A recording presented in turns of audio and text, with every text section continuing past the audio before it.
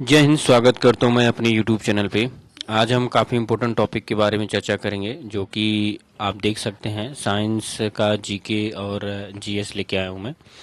तो ये इससे पहले भी मैंने आपको वीडियो बनाया था, इसमें ये हमारा थर्ड वीडियो है। और जितने भी साइंस के क्वेश्चन आने वाले हैं वो सारे आगामी एग्जाम में पूछे जाएंगे।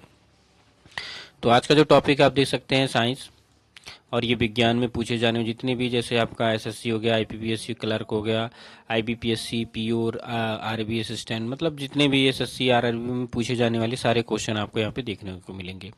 तो आपको क्या करना है, आपको चैनल को पहले सब्सक्राइब कर लेना है, ठीक है। अगर वीडियो अच्छी लगती है तो आप लोग लाइक कीजिएगा और अपने दोस्तों को भी शेयर कीजिएगा, ताकि आने वाली वीडियो आपको मिलती रहे, ठीक है। तो ये पार्ट 3 है साइंस का। आप लोग बने रहिए और देखते हैं कि कौन कौन से क्वेश्चन इसमें आने वाले हैं, ठीक है।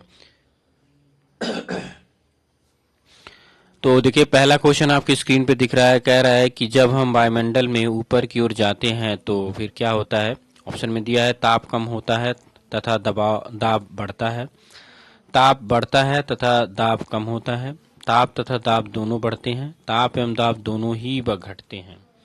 तो इसमें जो ऑप्शन होगा वो ऑप्शन नंबर जो है डी आपका राइट आंसर होगा, कि ताप तथा दाब दोनों क्या होते हैं, घटते हैं, ठीक है। तो ऑप्शन नंबर डी आपका राइट आंसर होगा। अगला क्वेश्चन है, कह रहा है कि नेत्र के लेंस में फोकस दूरी किसके द्वारा रखी जाती है, सही रखी जाती है, ठीक है। तो ऑप्शन में दिया है रेटिना के द्वारा, आइरिस के द्वारा, सिलियरी मांसपेशियों के द्वारा या कार्निया के द्वारा। तो 43वें का जो राइट ऑप्शन होगा वो ऑप्शन नंबर सी है, सिलियरी मांसपेशियों के द्वारा। ये क्या करता है कि लेंस की फोकस दूरी को घटा बढ़ा के उसको सही दूरी का जो है बताता है, ताकि हम किसी वस्तु को जो है अच्छी तरह से देख सकें, ठीक है। अगला क्वेश्चन है, कह रहा है सूखी बर्फ यानी ड्राई आइस होती है, क्या होती है, ठोस होती है। किसकी ठोस होती है, कह रहा है कि कार्बन मोनोऑक्साइड का, कार्बन डाइऑक्साइड, सल्फर डाइऑक्साइड या हाइड्रोजन परऑक्साइड। तो सूखी बर्फ क्या होती है, तो ये 44वें का जो राइट ऑप्शन होगा वो होगा आपका बी, यानी कार्बन डाइऑक्साइड। सूखी गैस कार्बन डाइऑक्साइड की होती है, इसमें मिश्रित होता है ये, ठीक है। ऑप्शन नंबर बी आपका करेक्ट आंसर होगा। अगला क्वेश्चन है, कह रहा है साधारण नमक का वैज्ञानिक नाम क्या है। आप सभी को पता है कि साधारण नमक को हम लोग क्या बोलते हैं। ऑप्शन में दिया है sodium sulphate, sodium chloride, sodium bicarbonate या अमोनियम क्लोराइड। तो जो साधारण नमक का जो सूत्र होता है NaCl होता है, आप सभी को पता होता है, ठीक है। और इसका जो नाम होता है सोडियम क्लोराइड, ठीक है, क्योंकि एक अणु इसमें सोडियम होता है और एक अणु इसमें क्लोरीन होता है, तो मिलके क्या बना लेते हैं, सोडियम क्लोराइड। तो ऑप्शन नंबर बी आपका करेक्ट आंसर होगा यहाँ पे। अगला क्वेश्चन है, कह रहा है लुढ़कती हुई गेंद कुछ दूरी लुढ़कने के बाद स्वयं रुक जाती है, निम्नलिखित में से किस कारण से। तो ऑप्शन में दिया है घर्षण बल, गुरुत्वाकर्षण बल, जड़त्व बल या उपयुक्त में से कोई नहीं। तो 46वें का जो राइट आंसर होगा वो ए होगा, यानी घर्षण बल। क्योंकि घर्षण बल के कारण क्या होता है कि जब कोई बस लुढ़कती है तो उसके फर्श में और गेंद में क्या होता है कि घर्षण कार्य करता है, और घर्षण जब धीरे धीरे बढ़ जाता है तो गेंद रुक जाती है अपने आप। अगला क्वेश्चन है, कह रहा है कि संगमरमर मार्बल किसका रूप है। तो ऑप्शन में दिया है सैल का, नेस का, चूना पत्थर का या बलुआ पत्थर का, ठीक है। तो जो 47वें का राइट ऑप्शन होगा वो है सी आपका, नेस का। किसका होगा, सॉरी, चूना पत्थर का। किसका होता है, चूना पत्थर। अगला क्वेश्चन है,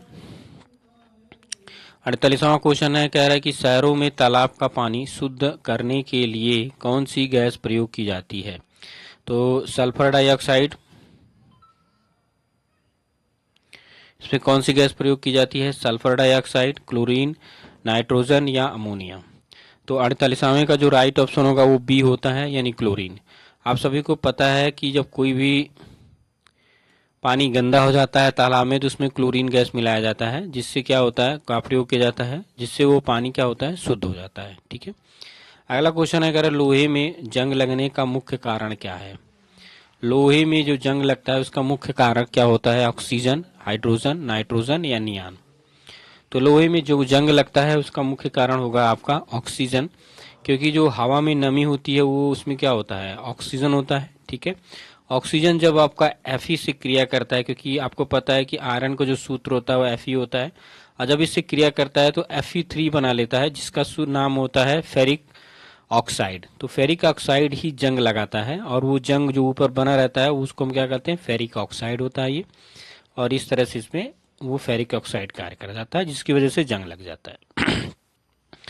अगला क्वेश्चन है, कह रहा कुपोषण से सबसे अधिक किसकी कमी होती है। कुपोषण से सबसे अधिक किसकी कमी होती है, विटामिन ए की, कार्बोहाइड्रेट की, विटामिन सी की या प्रोटीन की। तो 50वें का जो राइट ऑप्शन होगा वो आपका डी है, यानी प्रोटीन की कमी से कुपोषण होता है। अगर किसी बच्चे को प्रोटीन नहीं दिया जाता है तो वो कुपोषित हो जाता है, कुपोषण का शिकार हो जाता है। ठीक है, अगला क्वेश्चन है, कह रहा रोबोट क्या है। रोबोट क्या होता है, एक प्रकार का रॉकेट है, एक बम है, मनुष्य से मिलता जुलता एक यंत्र जो आदेशानुसार कार्य करता है, अफ्रीका के जंगलों में मिलने वाला एक जानवर है। ठीक है, तो 91 का जो राइट ऑप्शन होगा वो आपका सी है, ऑप्शन नंबर सी, यानी मनुष्य से मिलता जुलता एक यंत्र होता है जो आदेशानुसार क्या कार्य करता है। तो ऑप्शन नंबर सी आपका राइट आंसर होगा। अगला क्वेश्चन है, कह रहा है दो समांतर दर्पणों के बीच प्रतिबिंब बनते हैं। दो समांतर जो दर्पण होते हैं उनमें प्रतिबिंब क्या बनते हैं, 2 बनते हैं, 4 बनते हैं, 8 बनते हैं, अनंत बनते हैं। तो 52 का जो राइट ऑप्शन होगा वो डी है, इसमें अनंत बनेंगे। क्या बनेंगे, अनंत। क्योंकि अगर कोई भी दर्पण इस तरह से रखा जाए, आमने सामने रख दिया जाए, यहाँ से एक दर्पण और यहाँ से एक दर्पण, अगर कोई वस्तु बीच में खड़ी है तो आप देखेंगे कि वो क्या होता है कि अनंत प्रतिबिंब बनेगा, इसकी कोई गणना ही नहीं की जा सकती, अनंत प्रतिबिंब आपका बनता चला जाएगा। अगला क्वेश्चन है कि जब कोई जहाज नदी में से समुद्र में प्रवेश करता है तो ऊपर उठ जाता है, नीचे धंस जाता है, इसके स्तर में कोई बदलाव नहीं आता है, उपयुक्त सभी। तो 53 का जो राइट आंसर होगा वो ए होगा, ऊपर उठ जाता है। क्या होता है, ऊपर उठ जाता है। ऑप्शन नंबर ए आपका राइट आंसर होगा। अगला क्वेश्चन है, कह रहा है कि पृथ्वी पर कोई गतिशील पिंड विश्राम की अवस्था में निम्नलिखित कारण से होता है। जड़त्वीय नियम के कारण, घर्षण बल के कारण, संवेग संरक्षण के कारण या गुरुत्वाकर्षण बल के कारण। तो 54 का जो राइट ऑप्शन होगा आपका वो क्या होगा, बी होगा, यानी घर्षण बल के कारण। क्या होता है, घर्षण बल के कारण। 55 वाला क्वेश्चन है, कह रहा है कि क्या कारण है कि गेंद किसी ऊंचे स्थान पर अधिक उछलती है। ऑप्शन नंबर ए है, क्योंकि ऊंचे स्थान पर मैदानों की अपेक्षा वायु दाब अधिक होता है। नंबर 2 है, क्योंकि ऊंचे स्थानों पर वायुमंडल विरल होने के कारण गेंद को कम प्रतिरोध का सामना करना पड़ता है। नंबर 3, क्योंकि ऊंचे स्थानों पर गुरुत्वाकर्षण बल कम होता है। नंबर 4, क्योंकि ऊंचे स्थान और वायुमंडल शुद्ध होता है। तो 55 का जो राइट आंसर होगा आपका ये आपका सी होगा, क्योंकि ऊंचे स्थान पर गुरुत्वाकर्षण बल क्या होता है, कम लगता है। तो ऑप्शन नंबर सी आपका राइट आंसर होगा। अगला क्वेश्चन है, कह रहा है कि मात्रा के साथ निम्नलिखित में से कौन सा भौतिक गुण प्रभावित नहीं होता है। मात्रा के साथ निम्नलिखित में से कौन सा भौतिक गुण प्रभावित नहीं होता है। 56 को जो राइट आंसर होगा ऑप्शन में है आयतन, द्रव्यमान, भार या घनत्व। तो ऑप्शन नंबर सी आपका राइट आंसर होगा, यानी भार। भार आपका करेक्ट आंसर होगा।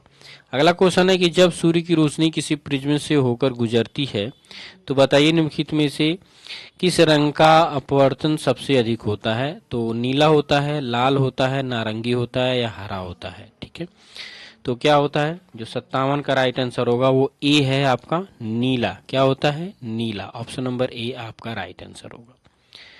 58 क्वेश्चन है, कह रहा मैक नंबर संबंधित है। मैक नंबर संबंधित है ध्वनि की गति से, जलयान की गति से, हवाई जहाज की गति से या अंतरिक्ष यान की गति से।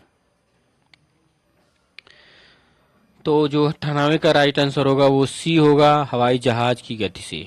ठीक है, क्या होता है, हवाई जहाज।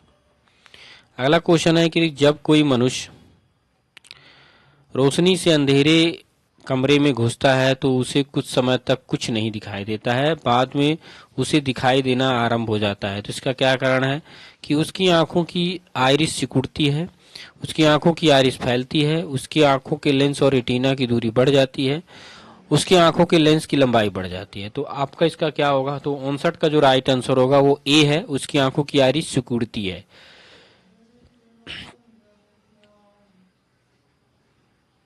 देखिए आपको मैं बता देता हूं कि जब आप रोशनी में है, ठीक है, आप रोशनी में है, एकाएक जब किसी अंधेरे कमरे में जाएंगे तो आपको कुछ भी नहीं दिखाई देगा, क्योंकि उस समय रोशनी में आपकी जो पुतलियां होती हैं वो सिकुड़ जाती हैं, वो आपके प्रकाश को कंट्रोल करती हैं। लेकिन जब आप जाते हैं अंधेरे में तो एकाएक वो आइरिस फैलती नहीं है, बल्कि धीरे धीरे फैलती है। तो कुछ समय बाद जब वो फैल जाती है तो आपको लगेगा कि आपको कुछ न कुछ दिखाई देने लगेगा। तो ऑप्शन नंबर ए आपका राइट आंसर होगा। अगला क्वेश्चन है, अगर बिजली के हीटरों में नाइक्रोम धातु का तत्व उपयोग लाया जाता है, क्योंकि इसकी प्रतिरोधकता अधिक होती है, इसका गलनांक अधिक होता है, इसमें अधिक गतिशील विद्युत धारा प्रवाहित की जा सकती है, उपयुक्त में से सभी कारण। तो जो बी वाला राइट आंसर होगा वो आपका 60 का जो है डी आपका सभी है, क्योंकि ये सभी होते हैं। इसकी प्रतिरोधकता अधिक होती है, इसमें गलनांक अधिक होता है, और ये इसमें अधिक शक्तिशाली विद्युत धारा प्रवाहित की जा सकती है। ऑप्शन नंबर सी भी यानी उपयुक्त सभी इसमें सही है।